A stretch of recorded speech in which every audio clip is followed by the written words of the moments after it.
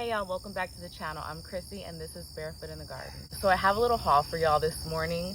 I was in Lowe's this past week and they had like 3 or 4 flatbed carts full of discounted plants.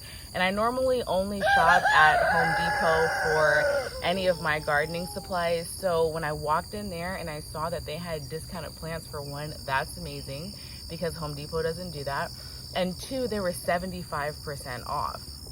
Every plant on the cart was 75% off. And they had a variety of options. They had blueberry bushes, they had raspberry bushes, blackberries. They also had guava trees, which were $44. They were in a pretty good sized pot. They had banana trees, all for 75% off, which is freaking unbelievable. So the 1 gallon raspberries and the 1 gallon blackberries, they're originally priced $13.98. 75% off of $13.98 is $3.50. When she tallied that up on the cash register and said $3.50 per plant, I was like, are you serious? Like, for real. I thought she was joking. Like, I couldn't even believe that I was gonna get a steal on these plants, y'all, to add to our homestead. That's amazing. This is food for your family. Less than $5 to grow the bush. That's amazing to me. And I'm thankful to Lowe's for that because Home Depot, I love them, but they don't discount their plants like that. So anyways, $3.50 for all of the 1 gallon bushes that I got. So I ended up getting 2 raspberries and 4 blackberries. So I originally had 2 blackberry bushes already in the ground over here, but my husband was trying to be, you know, a good husband, and he was mowing the grass back here one night and totally just mowed the blackberry bushes over it. He also got the muscadine, and none of them have started to put back foliage left, so I knew I was gonna have to be replacing them, at least digging them up and putting them in a pot just to recover from the massive haircut. So I'm thankful that I got these 4 blackberry bushes because I can just put these in the holes that were already existing there. So the next steal are these blueberry bushes, and this is like a 3.5 gallon pot, I want to say, if not more. It doesn't have a label on it, but these are the powder blue blueberries, and these were originally priced $33.98. Now, I told you guys that I only spent $26 on these plants, and that was including the $5 tomato plant, the $5 Bonnie plant that I got.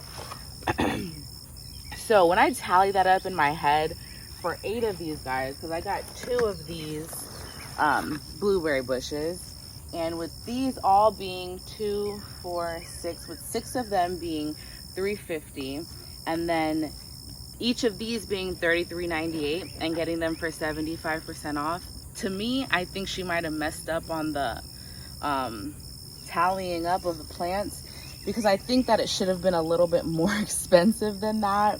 But hey, that wasn't my fuck up, that was hers. So I didn't say anything. Y'all don't kill me in the comment section. I didn't say anything. I was just like, yes, let me get out of here. This is an amazing deal. And they know that they should cut us a break every now and then. Hell, we're trying to feed our families. All right, so I just want to talk to you guys about this trellis here, this cattle panel trellis. I'm gonna scale over a little bit so you can see the other side, but it's pretty much just 2 posts in the ground and a cattle panel ran across. So the vision behind this is to plant the blackberries underneath the cattle panel and to have them grow up, and I'll be able to prune and harvest really easily off of this kind of setup. Now the only issue that I'm having over here is the soil. So we are in Texas zone 8B9A, and we have heavy clay soil here. And one of the issues that I'm dealing with starting a homestead from raw land that has never been disturbed before, is the ground is very compact, very hard, and full of rocks and gravel and all kind of trash. It's crazy what the ground will absorb over the years. So along the bottom, I already have those two existing holes. I have one there, and then I have one down there. This one in the middle, I'm gonna put 3 under this cattle panel. This one, I have to soak it because, and yeah, as you can see, the water is just sitting. It's not going anywhere. That's how compact and non-porous this soil is. So digging holes for my plants is a serious job, and I have to make sure to dig the holes larger, maybe 2 to 3 times larger than the potted plant that I'm putting in the hole, because since that soil is so compact, if I dug such a small hole, like just say for example, if I dug a hole the size of the pot, if I dug a hole this size, I'd be stunting the growth of the plant, right? Because I'm not giving it enough room, and the soil is not aerated enough for the roots to, you know, establish themselves and break through that soil. So I'm having to dig holes 3 times the size of the plant, which is not an easy job. So that's why I just want to show you that I'm pre-soaking. I'm gonna let it sit for a while, loosen that soil up, and then I'll go in with probably a pole tool digger and finish up that hole and get these blackberries planted.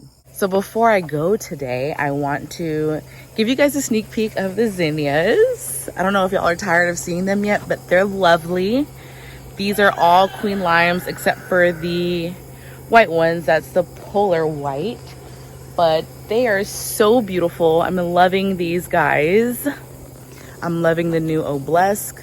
The baby chickens are back there in the tent, but I want to show you a hack for deep watering. Like I just explained to y'all, our soil is really compact, and even with amending the enclosed garden and adding, you know, all the good stuff in there to help with the soil, there are still some areas that don't absorb water as well as I would like them to.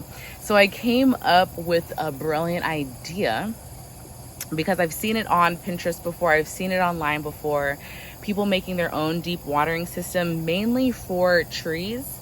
But I thought it would be a good idea to try it out in the enclosed garden. So this one was already in the ground, but it's just a 2-inch PVC pipe cut at angles, right? I drilled holes on both sides, and then I'm just gonna put these throughout the garden bed, probably every foot or so. I'm going to just scatter them around, you know, maybe in rows.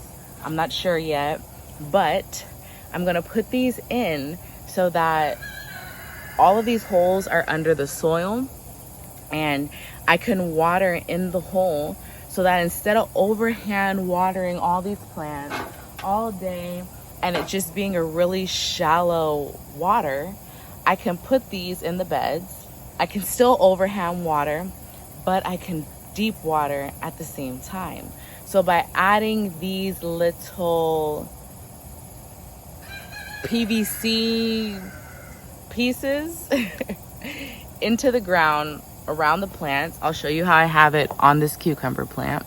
All right, so here's the cucumber plant. Here's the base. I dug a hole. Oh crap. I dug a hole in here, and then I just, well, there's soil fell in there now. Just got down in there.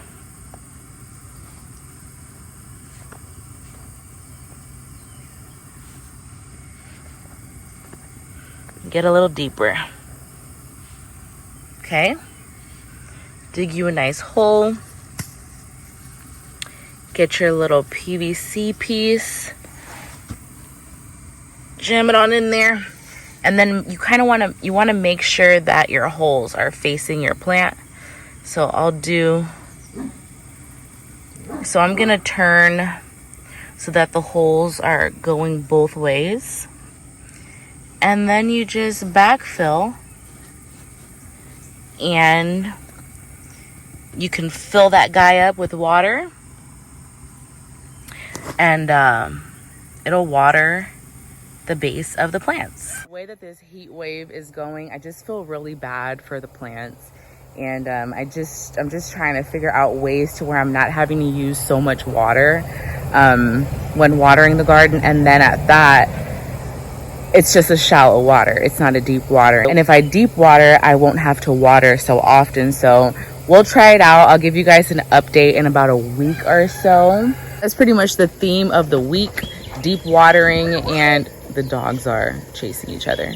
Deep watering and planting all of these plants that I got from Lowe's. So thanks for spending a little bit of time with me today, guys. Until next time, keep loving life, keep growing your own food, and grand rising to all.